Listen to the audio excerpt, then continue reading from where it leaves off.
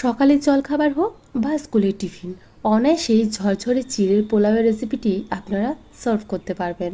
আর যেসব বাচ্চারা সবজি খেতে চায় না, তাদেরকেও কিন্তু বেশ অনেকটা পরিমাণে সবজিও খাইয়ে ফেলতে পারবেন। আজকে আমার রেসিপি ঝরঝরে চিড়ের পোলাও। বানানো যেমনই সহজ, খেতেও কিন্তু দুর্দান্ত স্বাদের হয়। তো ভিডিওটি শুরু থেকে শেষ পর্যন্ত দেখার অনুরোধ রইল। তো প্রথমেই আমি এখানে নিয়েছি চিড়েটা একটু মোটা ধরনের চিড়ে নিতে হবে। বাজারে কিন্তু দুই ধরনের চিড়ে পাওয়া যায়, একটা মোটা এবং পাতলা। পোলাও তৈরির ক্ষেত্রে কিন্তু এই মোটা চিড়েটাই ব্যবহার করা হয়। চিড়েটাকে খুব ভালোভাবে 2 থেকে 3 বার জল বদলে বদলে ধুয়ে পরিষ্কার করে একটা ছাঁকনির মধ্যে ছেঁকে নিয়েছি। ভিজিয়ে রাখার কিন্তু কোনো প্রয়োজন নেই, 3 থেকে 4 বার জল বদলে ধুয়ে নিলেই কিন্তু হবে। চিড়ের মধ্যে যেহেতু প্রচুর পরিমাণে নোংরা থাকে, তাই অবশ্যই ধুয়ে নেবেন। তারপর এর মধ্যে দিয়ে দিচ্ছি পরিমাণ মতো লবণ এবং চিনি। লবণ চিনিটা এখন যদি মাখিয়ে রাখেন, তাহলে পোলাওটা কিন্তু একদম ঝরঝরে তৈরি হবে এবং চিড়ের মধ্যে লবণ এবং মিষ্টিটা খুব ভালোভাবে ঢুকে যাবে। তো দেখুন, খুব ভালোভাবে লবণ এবং মিষ্টি দিয়ে মাখিয়ে নিচ্ছি। আমি আমার চিড়ের পরিমাণ অনুযায়ী এখানে লবণ মিষ্টিটা নিয়েছি, আপনারাও আপনাদের চিড়ের পরিমাণ অনুযায়ী নিয়ে নেবেন।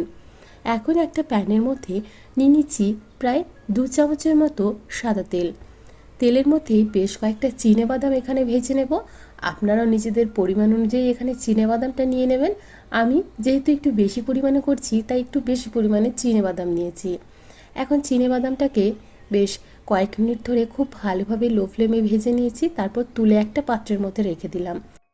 বাদামটা তুলে নেওয়ার পর একই তেলের মধ্যেই ফোড়নে দিয়ে দেবো 1/2 চামচ পরিমাণে সর্ষে, একটা শুকনো লঙ্কা এবং দিচ্ছি অল্প একটু কারি পাতা। পোলাওয়ের মধ্যে এই ফ্লেভারটা কিন্তু ভীষণ ভালো লাগে। অবশ্যই এভাবে একবার পোলাও তৈরি করে দেখবেন, দুর্দান্ত স্বাদের হয়। ফোড়নটা কিন্তু খুব ভালোভাবে ভাজা হয়ে গেছে। এখন একে একে সমস্ত সবজিগুলো অ্যাড করে নেব। প্রথমেই অ্যাড করে নিচ্ছি কিউব করে কেটে রাখা আলু। যেহেতু আলুটা ভাজা বা সেদ্ধ হতে একটু সময় লাগে, তাই প্রথমেই আলুটাই ব্যবহার করব। আলুটাকে বেশ কয়েক মিনিট ধরে হাই ফ্লেমে রেখে একটু ভেজে নেব, যাতে আলুটা খুব তাড়াতাড়ি একটু সেদ্ধ হয়ে যায় বা ভাজা হয়ে যায়। এখন কাঁচা লঙ্কাটা দিতে ভুলে গেছিলাম, সেই কাঁচা লঙ্কাটাই অল্প একটু দিয়ে দিলাম।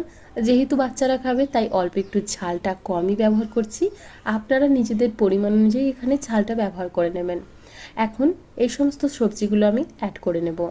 গাজর, ক্যাপসিকাম, পেঁয়াজ এবং বিনস।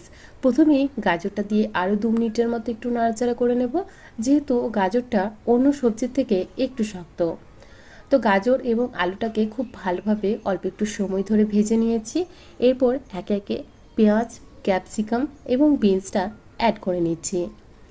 এই সমস্ত সবজিগুলোকে খুব বেশি ভাজার প্রয়োজন হয় না, তাই আমি এই সমস্ত সবজিগুলোকে একটু পরে ব্যবহার করছি।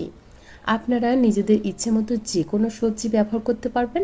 আবার যদি কোনো সবজি অপছন্দ থাকে, সেক্ষেত্রে সেই সবজিটা বাদও দিতে পারবেন। তো খুব ভালোভাবে সমস্ত সবজিগুলো একসাথে ভেজে নিয়েছি। এখন এর মধ্যে দিয়ে দিচ্ছি একটু কাজুর টুকরো এবং একটু কিশমিশ। এই পরিমাণগুলো আপনারা নিজেদের ইচ্ছে মতোই ব্যবহার করবেন। দিয়ে দিচ্ছি সবজির পরিমাণ অনুযায়ী লবণ এবং অল্প একটু পরিমাণে হলুদের গুঁড়ো। খুব বেশি হলুদের গুঁড়ো দেবেন না, তাহলে একটা হলুদের গন্ধ বেরোবে এবং পোলাওটা দেখতে খুব একটা সুন্দর হবে না। তো আমি অল্প একটু পরিমাণে হলুদ ব্যবহার করলাম এবং সবজির পরিমাণ অনুযায়ী লবণটা দিয়ে দিলাম। আমরা তো চিড়েতে আগে থেকেই লবণ মাখিয়ে রেখেছি, তাই আর লবণ দেওয়ার কিন্তু কোনো প্রয়োজন পড়বে না। তো সবজিগুলো খুব ভালোভাবে ভাজা হয়ে গেছে। প্রত্যেকটা সবজি খুব ভালোভাবে সেদ্ধ হয়ে গেছে, এর থেকে বেশি সেদ্ধ করব না। এখন আমি এখান থেকে বেশ খানিকটা সবজি তুলে রাখছি। যেহেতু বেশ অনেকটা পরিমাণে করছি, প্যানে অতটা জায়গা হবে না বা ঠিকঠাক নাড়া যাবে না, তাই আমি অর্ধেকটা পরিমাণে সবজি এখন তুলে রেখে নিচ্ছি। একই প্রসেসে আবারও আমি বাকি পোলাওটা তৈরি করে নেব। তো অর্ধেকটা সবজি আমি এখান থেকে তুলে নিচ্ছি, তুলে সাইডে রেখে দেব এবং যে অর্ধেকটা সবজি আমি প্যানের মধ্যে রেখেছি, তার মধ্যেই চিড়েটা আগে থেকে লবণ মিষ্টি মাখানো রয়েছে, সেই চিড়েটা দিয়ে দেব। দেখুন, চিনিটা সম্পূর্ণ গলে গেছে এবং খুব ভালোভাবে চিড়েটা কিন্তু একদম ঝরঝরে রয়েছে। এভাবে চিড়ের পোলাও যদি তৈরি করেন, চিড়ের পোলাও কিন্তু একদম পারফেক্ট তৈরি হবে এবং একদম ঝরঝরে তৈরি হয়ে যাবে। চিড়েকে কখনো ভিজিয়ে রাখবেন না, ভিজিয়ে রাখলে কিন্তু চিড়ের পোলাও একদম ভালো হবে না। তো দেখুন, খুব ভালোভাবে নাড়াচাড়া করে নেওয়ার পর আমি এখানে দিয়ে দিচ্ছি লেবুর রস। এই লেবুর রসটা অবশ্যই ব্যবহার করবেন, তাহলে চিড়ের পোলাও খেতে কিন্তু দুর্দান্ত লাগবে। খুব ভালোভাবে আবারও মিশিয়ে নিয়েছি। লবণ, মিষ্টি এবং অল্প একটু টক ভাব থাকলে চিড়ের পোলাও খেতেও কিন্তু ভীষণই সুস্বাদু লাগে। যে বাদামগুলো আগে থেকে ভেজে রেখেছিলাম সেটা সব শেষে ব্যবহার করছি। তৈরি হয়ে গেল আমাদের ঝরঝরে দুর্দান্ত স্বাদের চিড়ের পোলাও। সকালের জলখাবার হোক বা স্কুলের টিফিন, অনায়াসে এটা সার্ভ করতে পারবেন। দেখলেন তো বানানো কতটা সহজ, নিমিষেই তৈরি হয়ে যায়। তো ভিডিওটি ভালো লেগে থাকলে অবশ্যই বাড়িতে ট্রাই করে দেখবেন। এইভাবে যদি চিড়ের পোলাও তৈরি করেন, চিড়ের পোলাও হবে একদম ঝরঝরে এবং ততটাই সুস্বাদু।